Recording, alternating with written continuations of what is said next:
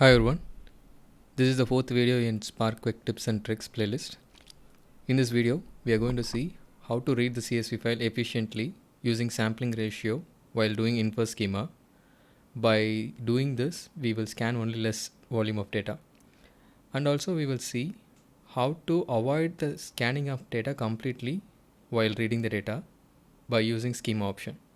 At last, we also see the Spark 3 feature, which is schema of CSV, where you will just give an input as CSV file, not a CSV file, just as CSV kind of data or any delimited data, and you can in return you will get the schema for the input data. Let's jump into demo.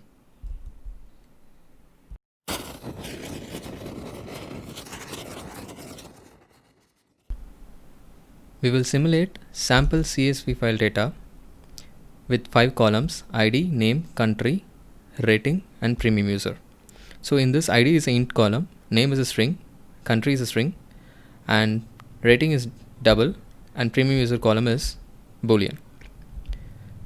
I'm just creating that file in dbfs, and first we will read the CSV file with inverse schema as true, and we will see how many jobs gets created. If you see here, there are 2 jobs will get created.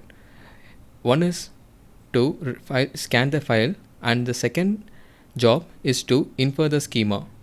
So this sampling ratio is by default 1.0, where you can control to infer the schema how much volume of data you need to scan. For example, if you have 100 records, if you give 1, and for inferring the schema it uses complete 100 records.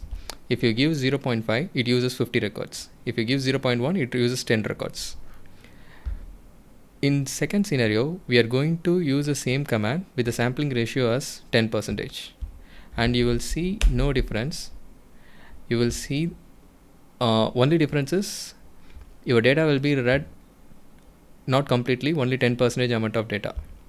But at the job level, you won't see this difference from previous command. It also execute the file scan and also do the operation processing for arrive at the schema. This is ID, name, and country, and their respective data types like int, string, boolean, and double. But assume like the problem in sampling ratio is, assume like we will simulate some corrupt data.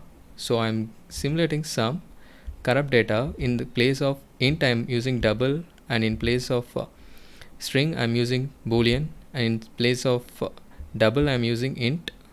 Now if I'm reading this data with the same sampling ratio of 10%, you will see schema is corrupted, and result of this you will end up with scanning only less amount of data. If you see here now, ID, which is an integer column, actually because of the corrupt data your schema inference scans only like 10% of data. Out of this we around have like 15 records. Out of this 10% will end up with only first 3 records, and with the as a result you will end up with corrupt column names in your schema. While if you read this and if you just print your data, you will see lot of null values in the consecutive columns because of corrupt data type. Now we will use Spark 3 feature, schema of CSV. The benefit of this is you can pass all your, like you have like 100 columns, you can just pass the one correct column data. As a result, it will return the schema in struct type. You can just copy this when you have huge volume of data, and you can automate this also, like replace that these values with your actual column names, and you can substitute in the place of schema in read CSV here. Now as of now I have just copied the data from there. Now I am just removing the corrupted data, and we are back to the correct data with the 5 column names: ID, name, country, rating, premium user. Now I am not using inverse schema. By default inverse schema is false. So as a result, when you are running this by giving user defined schema, you will end up with no jobs. running, because there is no need to scan the file, there is no need to do operations or process to arrive at your data type, because you already gave the column names. So the benefit here is, if you have like millions of data, you won't end up with scanning the data to get the data type for those columns. By doing this, you can improve a lot of performance. Summary is, when you are using info schema as true and sampling ratio as 1, you will end up with two jobs. One is file scan and another is for info schema.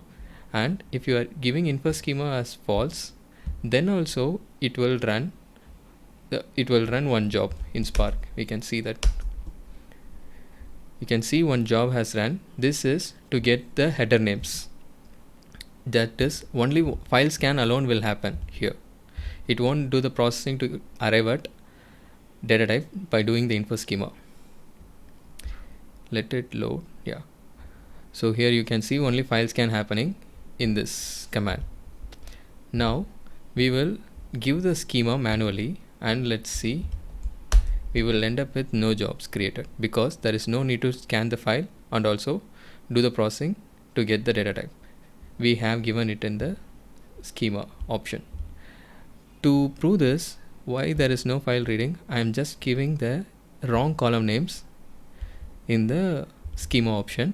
Also, I am giving header as true. Here you can see that whatever schema you have given, it is taken. So it is confirmed, like, even though header is true, if you enabled it, it won't scan your data unless you're doing your actual processing. Thank you for watching. If you like this video, please like, share and subscribe to Tech Island.